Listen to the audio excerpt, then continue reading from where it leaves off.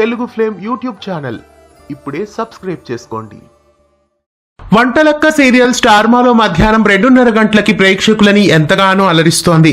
ఈ సీరియల్లో ప్రస్తుతం కొత్త ట్రాక్ ని ప్రవేశపెట్టారు. అలాగే కొత్త క్యారెక్టర్స్ కూడా వంటలక్క సీరియల్లో ఎంటర్ అయ్యాయి. ప్రస్తుతం సీరియల్లో ఊహించని ట్విస్టులన్నీ రివీల్ అయ్యాయి. ఇంతకాలం వైష్ణవిలా వెన్నెలలా వైష్ణవి ఉన్నారన్న ట్విస్ట్ ని రివీల్ చేశారు. తాను ప్రేమించిన వైష్ణవికి కృష్ణతో పెళ్లైపోయిందని తెలుసుకుని శోభన్ లెటర్ రాసి పెట్టి వెళ్లిపోతారు. ఇక రాబోయే ఎపిసోడ్స్ లో కృష్ణ వైష్ణవిని ద్వేషించే ఎపిసోడ్స్ ఉండబోతున్నాయి. ఇక అక్క కోసం వెన్నెల అందరికీ దూరంగా వెళ్లిపోతుందని తెలుస్తోంది.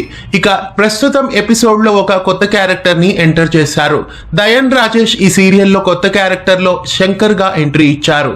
ప్రస్తుతం ఇతడు వెన్నెలని కిడ్నాప్ చేయడానికి వచ్చానని ఒక ఇంజెక్షన్ చేసి స్పృహ కోల్పోయిన వెన్నెలని ఎత్తుకొని వెళ్లిపోతాడు. దయన్ రాజేష్ తమిళ్లో పావం గణేశన్ అనే సీరియల్లో నటించారు.